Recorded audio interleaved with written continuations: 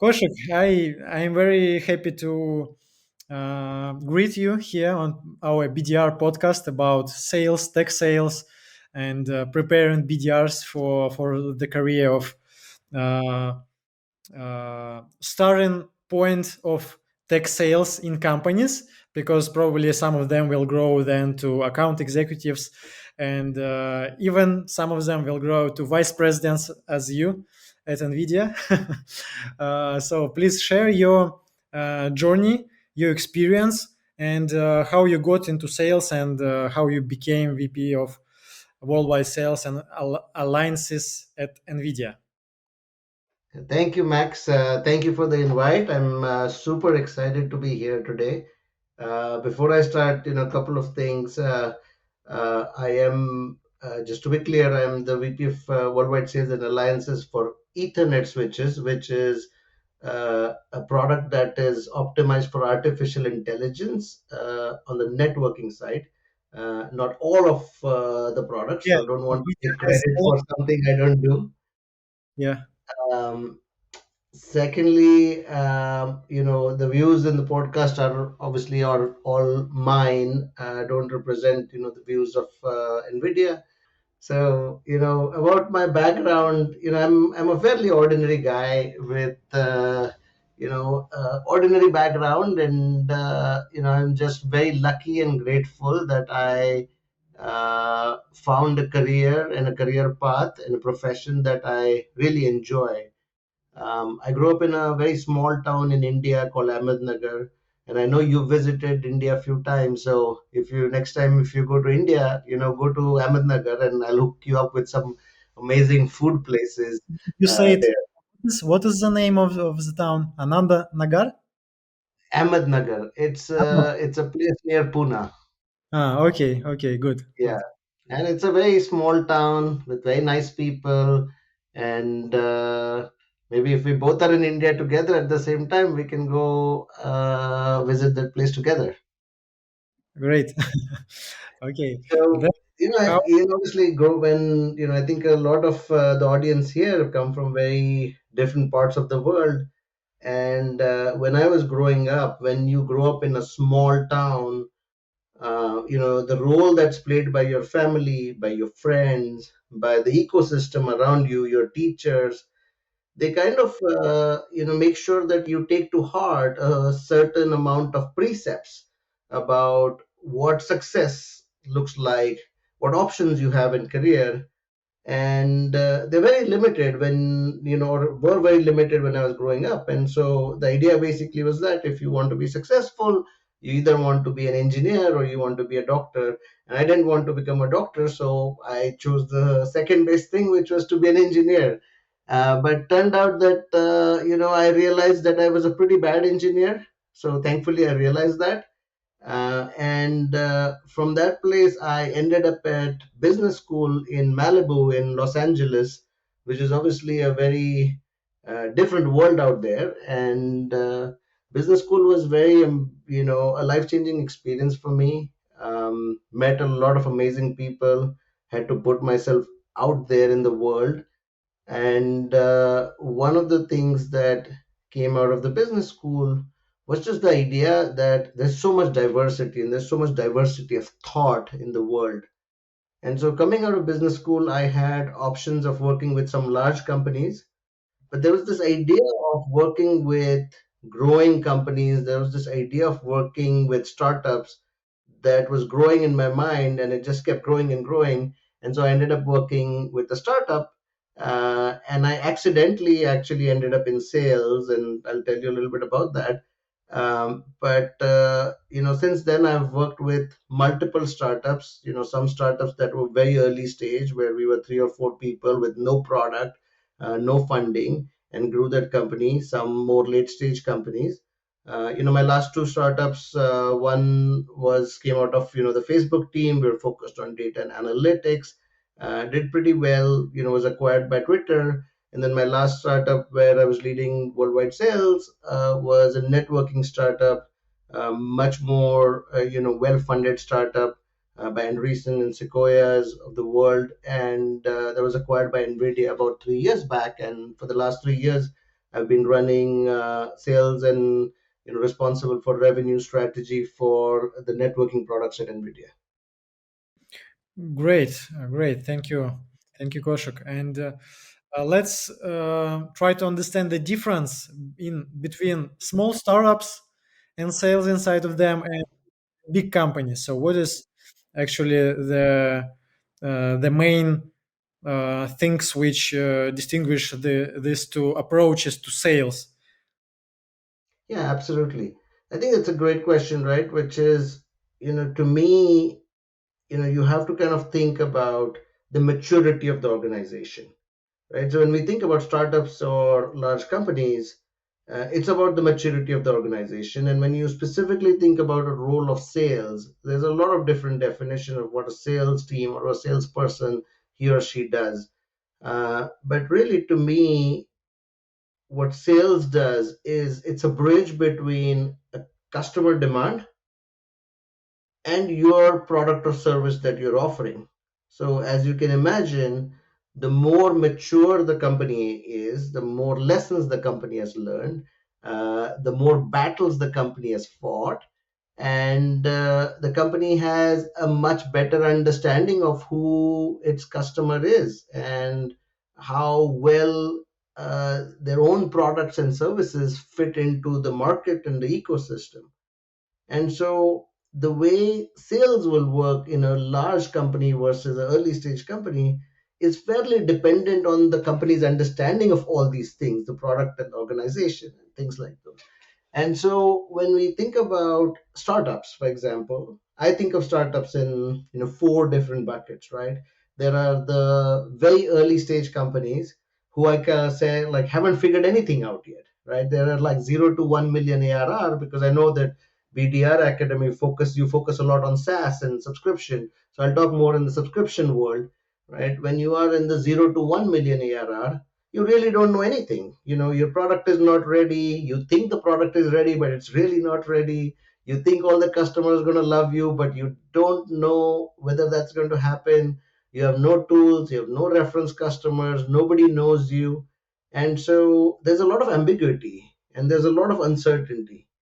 Yeah, so that's stage one, right? And then you get to the stage of like 1 million to 10 million ARR, where you have some early success. You've started to figure out what your early customers look like. You've started to figure out like what a GA mature product looks like. You have some customers who love it, some customers who don't like your product are giving feedback, and you're trying to grow the business, and you want to see how many salespeople you want to hire. So that's stage two. Then you have the repeat the success mode, right? Once you've crossed 10 million, you want to go. You want to now start building consistency in your playbook. You want to build some discipline into how you approach sales, how many people you hire, what do you think about like a marginal contribution of a fully loaded sales teams and things like those, right? And so you start getting the idea of a clear go to market at this stage, and then you obviously get into the growth and hyper growth, and then it's all about scaling. And so the when you think about the sales in an early stage versus last stage company, it really does boil down to how ambiguous and uncertain things are. And so I always recommend to all the folks that are getting into sales right now, right, like which is early stage startups, and startups are a lot of fun, but you have to figure a lot of stuff out on your own, right? And you have to be okay with taking the risk, you have to be okay with the failure. And if you think from a traditional standpoint, I think it's a really good option, and it's a relatively safe option to actually work with a big company in the beginning, because you get a proper training, just like BDR Academy, right? You get training. Everybody knows your company's names, the products are well defined, the customer segment, the industries are well defined, and so you don't have to worry about all these things that you have to worry at a startup. And so you can then focus on getting a proper sales training and learning the craft in a disciplined way. I didn't choose that path. I chose the startup path, and some worked out and some were failure and some were success. So it really depends on what an individual's preference, I think. Mhm. And what is the role of BDRs as you see it in startups, and how a sales team should treat their BDRs? Yeah, I think I'm going to just assume for this example, I'm going to assume like the early success to growth kind of startup phase, right?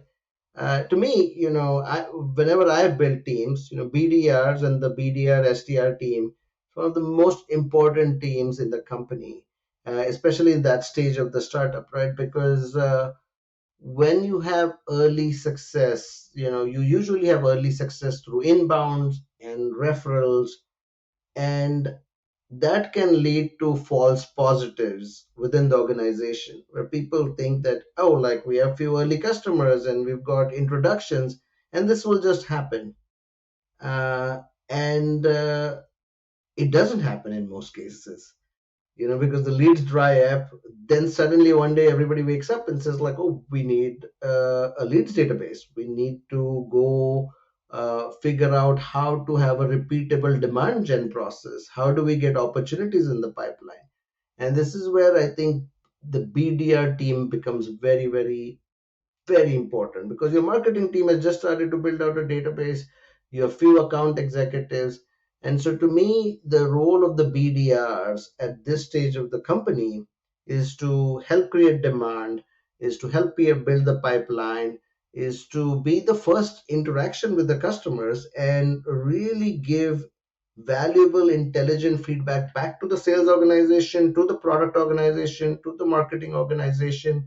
And above all, to me, at this stage, the role of the BDR is to validate the hypothesis that the company has about who their customers are and how they will,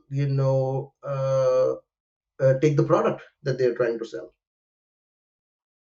Um, how a sales team should treat a BDR. I mean, this is an issue that is very, very close to my heart, because, to me, everybody's equal, right? We all have different roles to play within a team.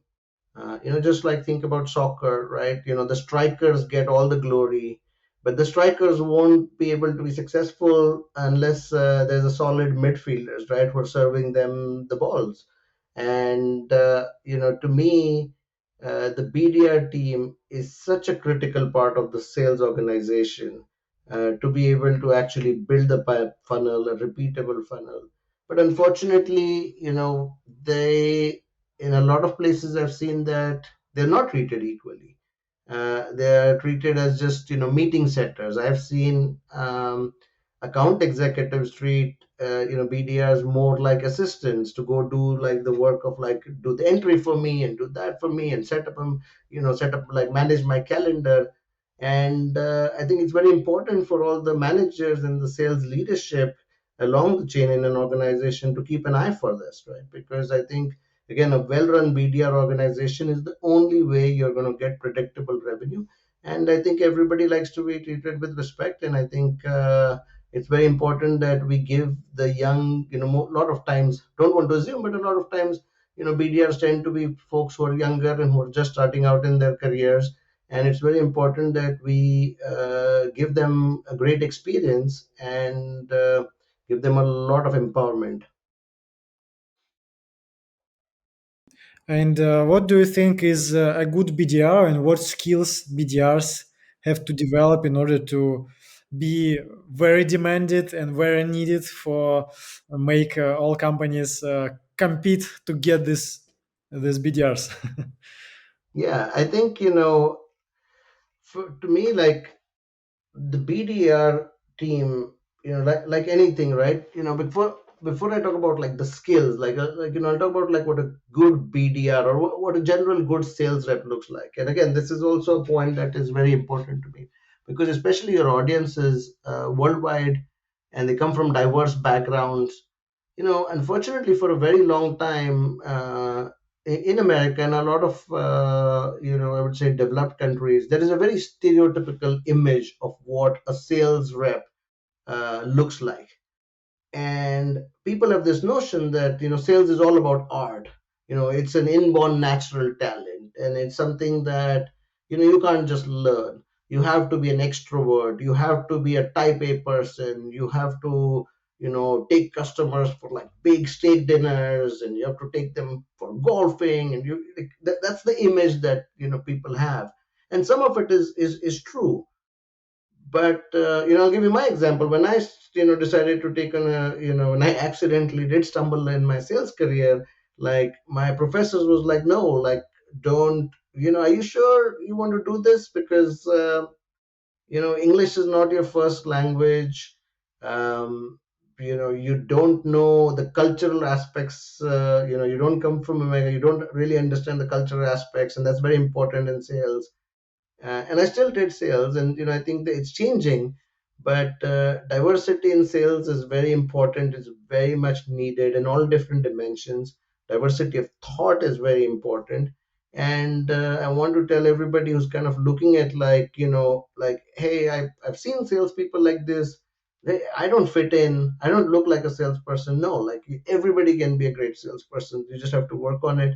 Some of the best salespeople I work with come from very diverse backgrounds, and they're actually introverts, and very thoughtful, very disciplined folks.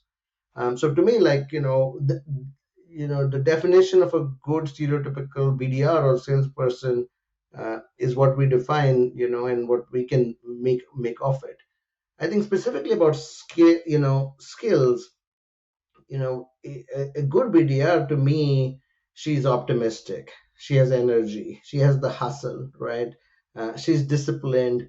She has a plan, right? Doesn't matter whether plan is good, will work or not, but having a plan is very, very important, right? And she wakes up in the morning. She knows exactly what the day is going to look like, who she's targeting, what tools she's using. She is leading. She's leading every day. She's giving great feedback to the reps. She's giving great feedback to marketing, to product organization, and it's the BDR job can sometimes be a very frustrating job, where whether you're doing cold calling, whether you are doing outreaches on LinkedIn, whether you're personalizing an email and it goes nowhere, you don't get response. There are days or months where your response rates are going to be low. And how do you keep up that optimism? How do you keep that energy going? This is what separates great BDRs from an average BDR. Great, thank you, Koshik. So, am I right What that do you? you think, Max? Like, you've seen a lot of BDRs. What do you think? Yeah, I think that it is actually an active leadership position. I think that we can apply this to not only BDRs but to every leader and every salesperson, because like what is in sales? What does matter in sales? Matters when a person is when she has vision, and she is confident, and this sells actually that I want to make you more productive, I want to save you money, I want to help your company grow, and if a person has this uh, uh, how to say mindset, Mhm. it actually sells. And I think that for BDRs is important um, to be proactive. This means that leads, opportunities will not come to me just because like I create a CV and publish it somewhere. So and customers will not come. So I have to create this opportunity to make potential employers or potential customers interested in what I do. So, and I think that this leadership skills plus proactive position, and of course a lot of discipline, because like you cannot become a good BDR and close and attract a lot of leads and then close these deals in 1 month or in 3 months, in half a Mhm. year. So it is consistency and discipline, and step by step, it will start to work, and all people then will ask, how you became such a great BDR, or how you became such a great salesperson. So this starts with small steps, discipline every day. Yeah, this is my this is my approach. No, I think very very well said, and I do believe in discipline and incremental increase. Every day. Sorry, going off topic, but something that you said kind of like now reminded me, which is when you talk about leadership in specifically in the BDR teams, right? I think one of the biggest roles I believe that a BDR team or a BDR individually can play is to be the glue between sales and marketing, right? And it is so important. I cannot stress this enough, right? Because you know, well, when you think about demand creation, right? It's a teamwork, and it requires, like you said, it requires discipline, it requires consistency, it requires accountability, it requires transparency between the teams, and it's very easy to finger point, and it's very easy to have silos between different teams. So what do I mean by that, right?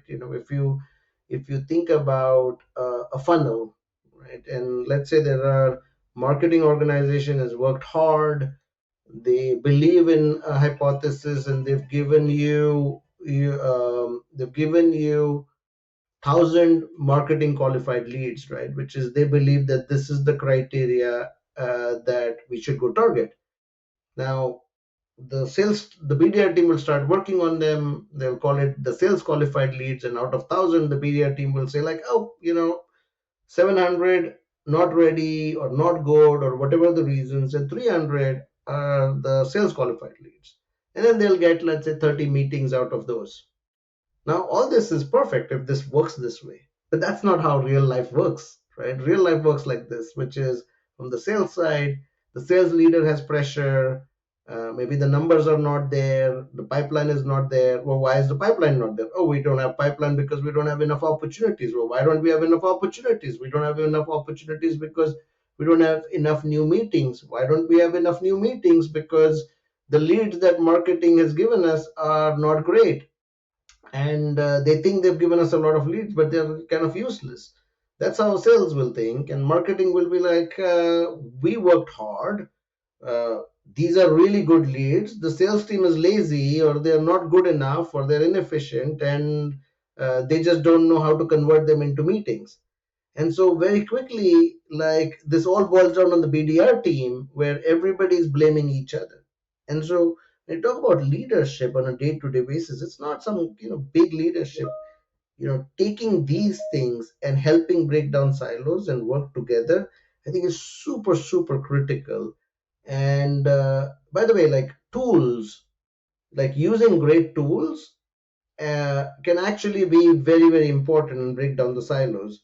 One of the examples that I have is there's a tool called Sixth Sense, for example, right? And the Sixth Sense is a tool that uses AI, and it actually can serve both marketing and sales teams, right? Where you're looking at the intent and you're looking at what to prioritize. And so when you use the right tools, when you have the right intent, you can actually break down silos.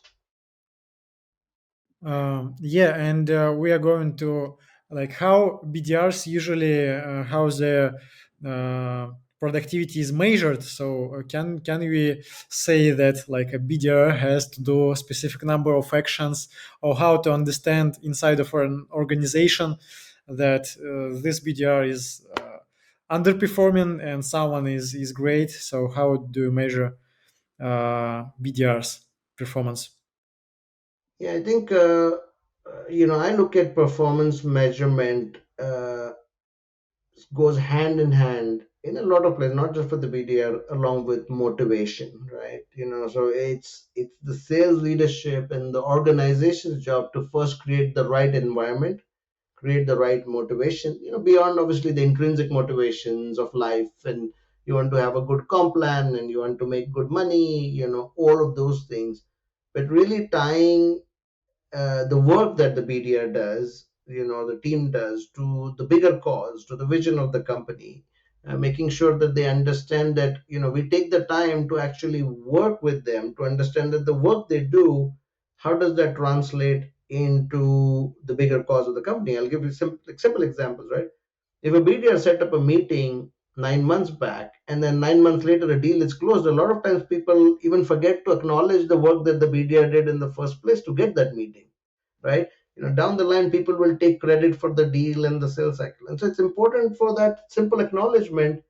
That's a great motivation for folks, right? To go work hard.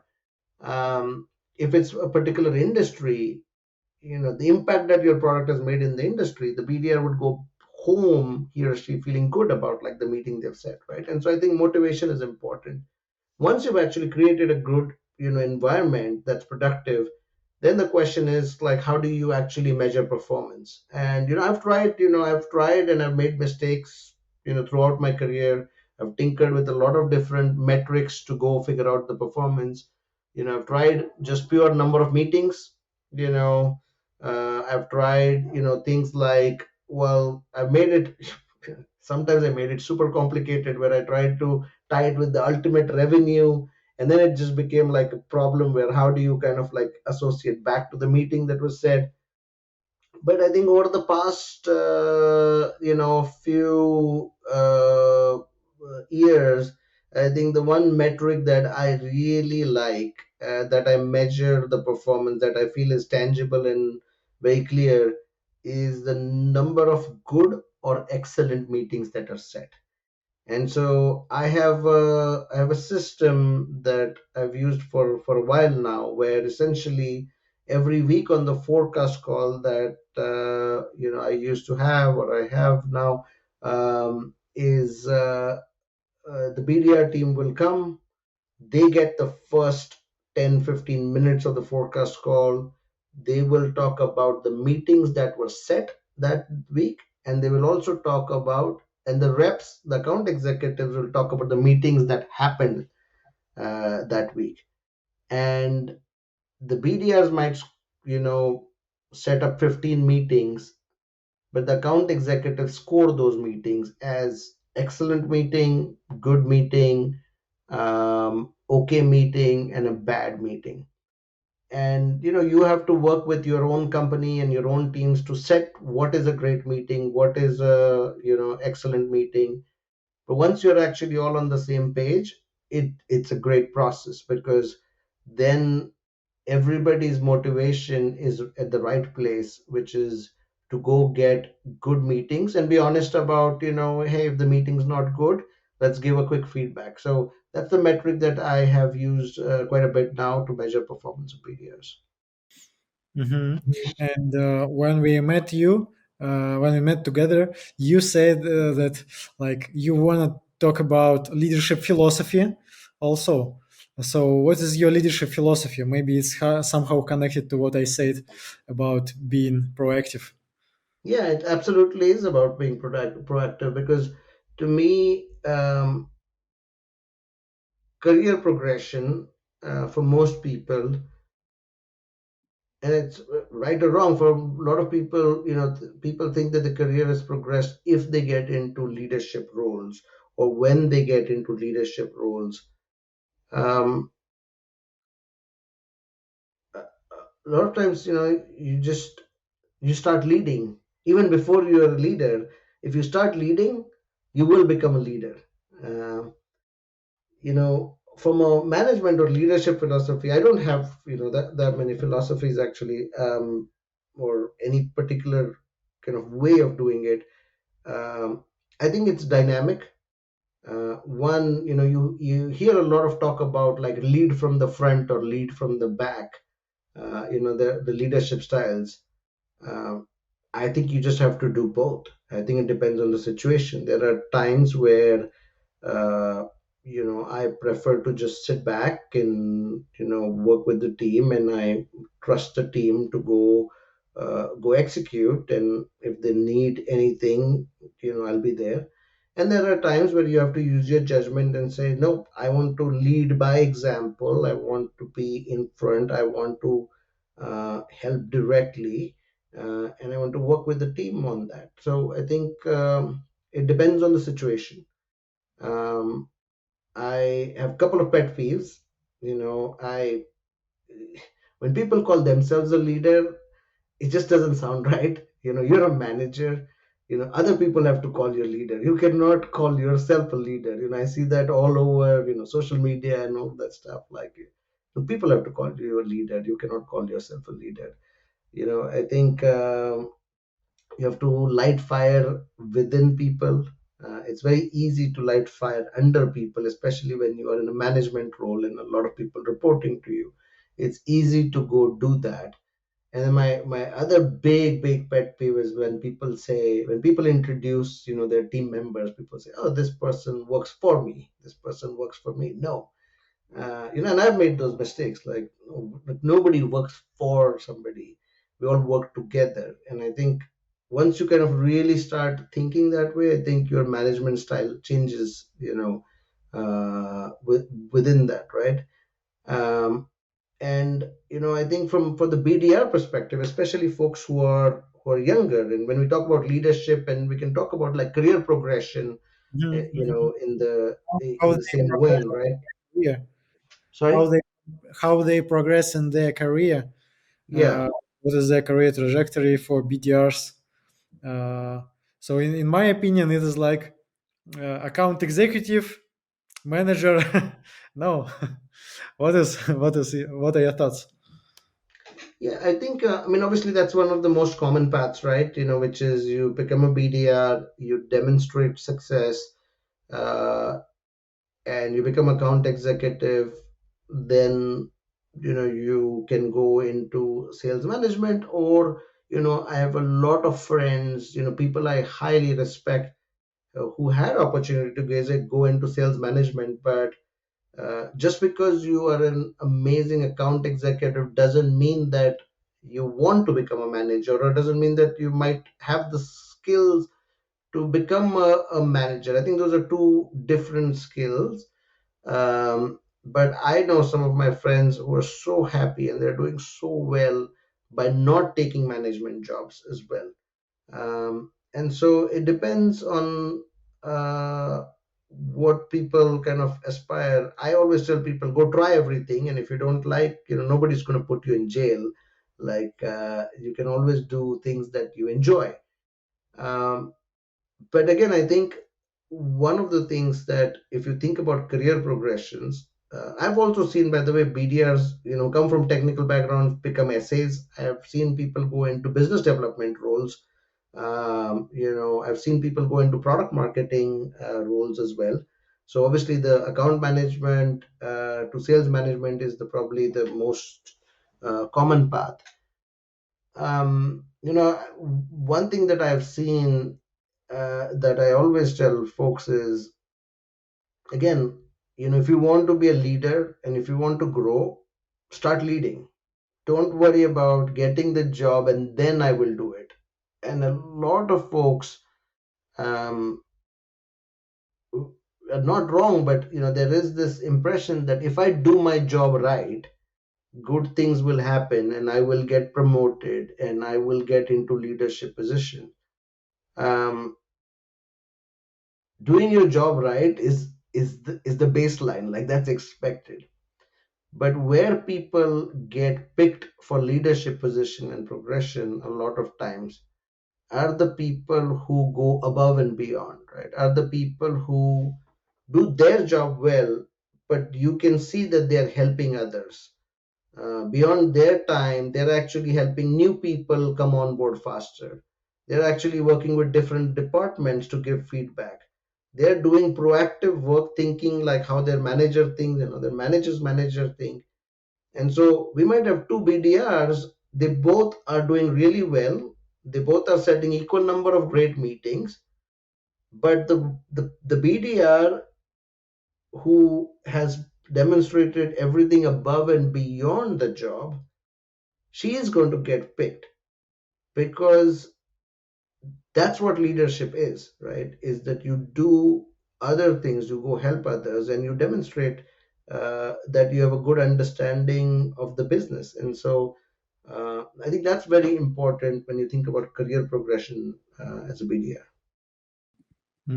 Great. So I got this idea that you have to think, how can I help people around me, and this makes you a leader, and also in the eyes, I don't know, of a management of company probably. So this means that, like, they see who is not thinking only about his position, but who is also interacting with other people inside of department and between departments. And probably this is a good person to lead, because he is already inborn, or not inborn, but naturally already thinking about other. So this is the way to become a leader and make progression in a Yeah, career. the other thing, I mean, you're very right. I mean, I think, one of the things that you just mentioned, I call it like the side door career moves, right? Where you grow by not going through the main door, but through the side door. And, I've personally benefited a lot with that, which is, you take on projects or you take on responsibilities. When you first look at it, it's like, is this interesting enough? It doesn't feel like conventional to do. But you go do that and you do that well, people notice it, and the expectations are a little lower. It's definitely riskier. I'll give a more concrete example, right? Like, imagine there's a BDR, and he is doing the Boston territory right now, right? He's been doing the Boston territory for 2 years. There are reps in there. There are no openings to do the Boston territory, for to get promoted to a sales rep job. And so a safe bet would be to continue doing that and wait for something to open up. But suddenly there is an opening for, I don't know, like, something international, right? Like doing Australia, where this BDR, he knows nothing about Australia, about the market, nothing. But there's no rep there, and you know it would have been crazy to go do that. But saying, I'm going to go do that, I'm going to try and learn, because it's all remote, I'm going to learn the Australian market, I'm going to go be very successful there, and people will think that's a crazy thing that I'm doing. But if you're successful, you will get noticed. And I think this is an example of like taking calculated risks, and you might get rewarded. Hmm. Hmm. So before our podcast, I shared with you our program, our BDR course program, 5 months online course, Mhm. where we teach. Also, I can open it now just to share. Uh, to share, like, what is schedule and topics we teach. So, for example, the anatomy of SaaS sale and the role of BDR in it. Of course, I'm not sure that I'm going to read all of this, but it includes, like, how the decision is made in B2B, how to conduct a product research and understand value chain, ICP, or ideal customer profile, how to create engaging LinkedIn profile, topics about social selling, then research and list building, copywriting, creating a sales cadence, and working with CRM, working with Sales Navigator. So, what do you think is important, or what feedback can you give to our program? Actually, we'll show then in while editing the podcast, we'll add all the list of topics which is covered. But if you have some comments or ideas, what we have to improve or what is good, you can share it. Absolutely. Well, I looked through the agenda, and the first thing I thought was like, man, I should take this course. It would be very, very useful for me to go look at it. And but I wish I had a course like that when I was starting out. Like I wish, like I said, earlier in the podcast, which is, um, a lot of times people just believe that sales cannot be taught and sales fundamentals cannot be taught. Most business schools don't have sales classes. Like, it's a business school, but people think that, we don't need to teach sales. The agenda is, the program looks fairly comprehensive. And when you compare to even today, a lot of BDRs get hired into the industry. And there is no formal training. What I liked about your program, it wasn't just about the BDR job, but the fact that you're actually taking the time to talk about the industry, about SaaS and subscription and how the metrics work, I think very, very important. The other thing that I liked is that you're actually working with real case studies, right? Because again, the theory of sales is very different than what you encounter every single day on the field as a sales professional, because your pitch and your understanding of the product might be the same, but you're dealing with different people every single day, and how they react to you reaching out, it's very different. So I think working with great, case studies is amazing. So I think the course is fairly comprehensive. You have, the right metrics, you're measuring them, and I'm pretty excited to see, all the folks coming out of the program, and see how they do in their careers.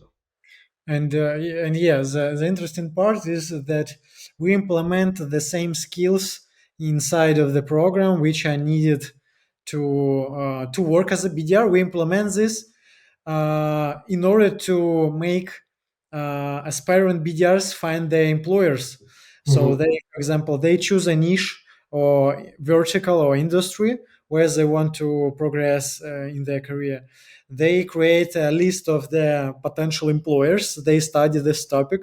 They start to engage with them and share some articles, research they find interesting in this field.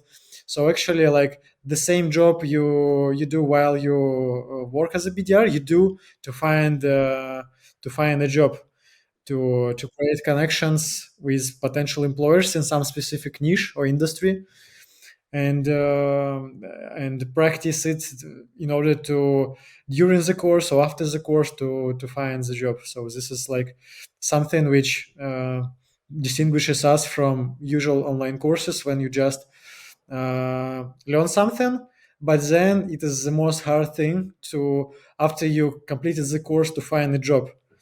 And it is like combo, or how is it to say it, when what you learn is the same skills I needed to find a job. Yeah, thank you very much for your feedback. So I want to ask you, could you provide some advice for BDR graduates who want to join some tech companies like NVIDIA and other big huge tech companies? Yeah, absolutely. I mean, I think what you actually, it's a kind of what you just said, right? I'll just continue on that, right? Which is, I think, you know, and tech sales and generally in the technology industry, sales can be hugely rewarding as a profession. It can change people's lives, their families' lives. You don't have to be, PhD or a rocket scientist to, be successful. Um, uh, Network a lot, research a lot. If you are any particular industry, I'll take NVIDIA's example for folks who are interested in NVIDIA. Just there's so much information out there about artificial intelligence, about gaming, about things that companies like NVIDIA are doing, how the world is changing with artificial intelligence. If you get an opportunity to an interview with a company like NVIDIA, come prepared with the knowledge of the industry. It was surprising to see how many folks we interview, and people just haven't done their homework, right? Which you would think is obvious, but a lot of people don't do that. They don't take the time to research the company, research the products, research what's happening in the industry. um, we don't expect everybody to know everything about the industry, but what we do expect is people demonstrate their curiosity, right? That's what we're looking at. Like nobody's expecting AI experts or any particular industry experts right off the bat. Be prepared, be confident, back yourself, um, interview the interviewers. A lot of folks, like when you're young especially, you feel like, oh, like I need the company, but you have to realize that the companies also need you. And early on in your career, I this is my personal belief, more than the company, the product, whether it's successful or not, the most critical decision is who do you work with and who your managers are. And I have been very lucky and grateful that uh, I got to work with some amazing managers. And the reason, for a little bit of my career progression is because of working and reporting directly to those people, because they bet on me, 2 or 3 years before I was probably even ready for the next level. And so I think taking the time to really understanding who you're going to work with is important. And the last thing I would say, ultimately, this is what I look for is, what is your X factor? We're all doing in some ways, similar jobs if you're looking at, for example, BDRs, right? And so think from a hiring manager standpoint, which is, when they're going to interview 10 different, 15 different candidates for that role, you have to stand out. And so figure out what your X factor is, that where you can bring creativity, where you can make magic to that job, and they won't forget you. Uh, Thank you, Koshik. And can you share your lessons from startup creation and their management? How should sales be organized in startups looking for product market fit? Yeah, I think so. I want to be clear. Like, I've worked with very early stage startup. I have not been a founder. I think there was one company that I was, pretty much acting as a co-founder. But um, I think startups are incredibly rewarding. It's there is no other feeling like that. Where you take something that is so small, you don't know how this is going to shape, and then you work every day, every single day, to grow it, to figure it out, right? And you're going to stumble, you're going to get punched in the face, you wake up, you get blood, you still wake up, wipe it, and every day you go for the fight. You're fighting against the big companies, you're fighting up against name brands, and nobody knows you, nobody cares about you. And it's an amazing job.